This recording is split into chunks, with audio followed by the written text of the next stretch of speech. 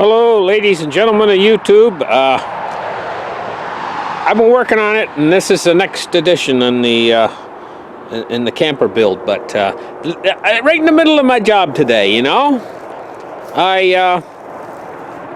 right in the middle of my job, I left my keys in the car, and I locked them inside the car, and it took me an hour to get them back. Let's go over and take a look. Now, I'm putting these brackets in right here. Steel brackets in. Put brackets here. I've cut the bolts off now. Let's come around and take a look at what I've done today.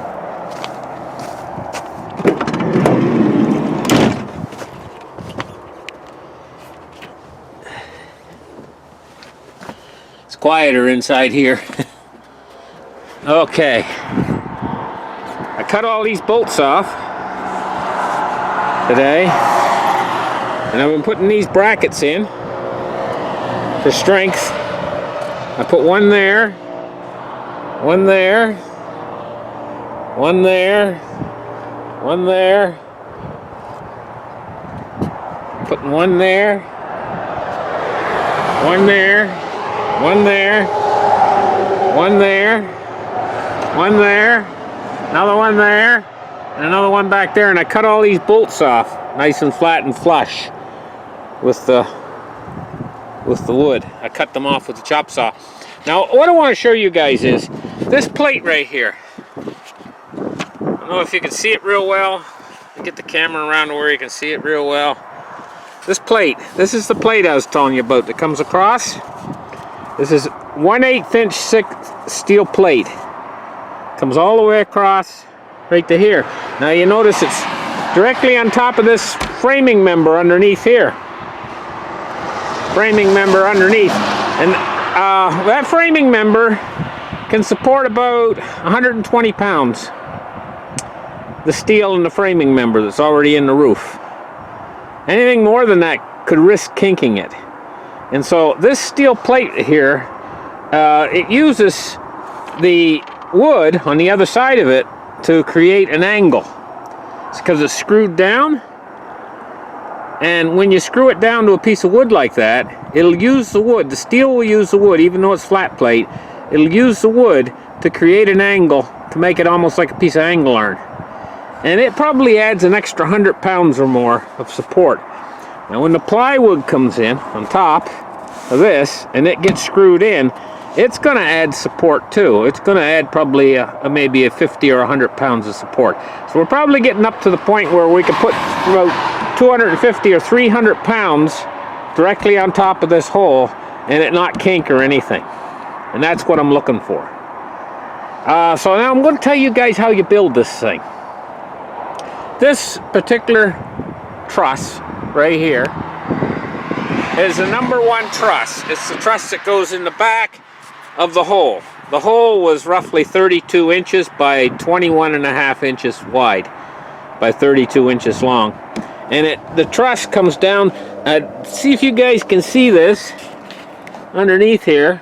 This first framing member is right just when I peel this headliner back a little bit, you can see it in there. That's the framing member right in there. That's your framing member. That's where the hole ends, is right at the framing member. And see, when you go up into this box on the roof, you're going to sit your ass right on this hip part right here. And then you pull your legs up.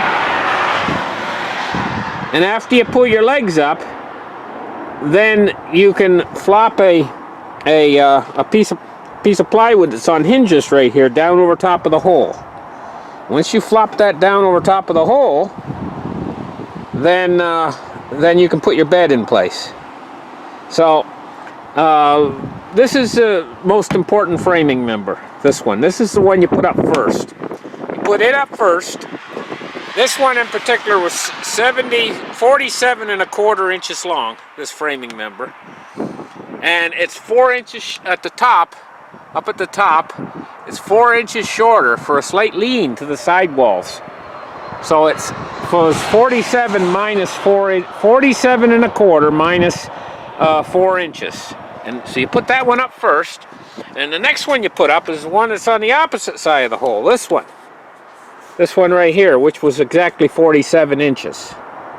That goes on the front side of the hole, right? So you put those two up, first the first one, then the second one. And then what you do is you take a piece of string and you tie it to the top corner of that first one you put in, and then you tie it to the top corner of the second one you put in, and that gives you your measurement for this third one right here. The string does. You can measure for the third one to know how high to make it. And then what you do is once you get those first 3 in, 1, 2, 3, and you've got the string stretched, then you stretch the string out further to give you the measurement for the fourth one. It gives you the incline for the roof.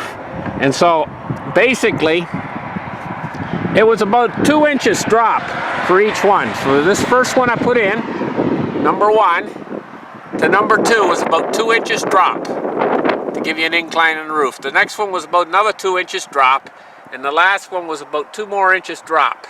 So each one had a slight drop to give the pitch for the roof.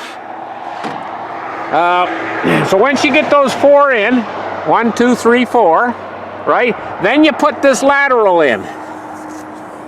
This lateral beam, this lateral support. The lateral support goes in then on both sides, and it goes in on the inside, and it extends out, and it gives you it gives you the position for the rear to connect the rear support that goes across the rear that ends it. And that's a 2x4, that rear support.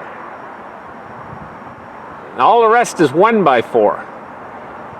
So once you get that in, then you can nail on these screw on these pieces that go up, that connect from this top corner of this truss here down to the top of that right there. Then they go in right after you get that piece in. See? And then this one goes in. And they're pretty obvious where they should go. They should just go from this bottom corner piece. Now this piece has to go in too. You measure out back, and you measure as far as you can measure back, and you open your trunk lid to make sure it's going to clear the trunk lid, and you put it as far back as you can go and still clear the trunk lid. That piece right there. Okay, so that's where that goes. That basically gives you an idea. Now this hole that I've put in right here, this square, that's the air conditioner hole. That's where the air conditioner is going to go, and I measured it for the air conditioner. And I got to put a lot of brace and support in underneath it because the air conditioner is quite heavy, and it's going to bounce up and down as I'm driving down the highway. So I'm going to put a support in right here up to the bottom of the air conditioner box, a support that comes down that rests on top of this roof, and that's where it's going to transition the weight. See? So it's all coming along really good here.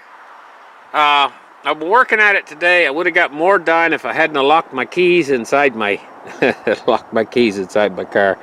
Cost me an hour's work trying to get that free. Here's some of the tools I've been using. There's a drill, grinder. Bought a new battery for the truck, for this truck, because the batteries went bad. A lot of road noise here. That's why I kind of got to yell a little bit. But this camper, you know, why I'm doing it this way with many episodes is I want to see you guys to see the steps involved, so that if you want to build one for yourself, you kind of got the idea. Now, really where you start is you cut this hole. That's the starting point, is to cut the hole in your roof. And I know that's a hard thing to do, to actually chop a hole in your roof, but that's the starting point. That's your starting point. And then what you do is then this piece, this first frame goes in, and you bolt it down to the roof. A bolt there, and a bolt there. 3 bolts on that frame. And that's your starting point, is that frame. That frame gives you the whole business of where it should go. And if you look at the side of the vehicle, you can kind of see the position. And when you cut the frame, you got to measure out here, figuring in how thick your siding's going to be, and if it'll clear these doors when these doors slide open. And you want to clear these doors, you just barely need to clear them. You want to clear them by about 1/8 of an inch. So you measure your amount of your siding, the depth of your siding, right here.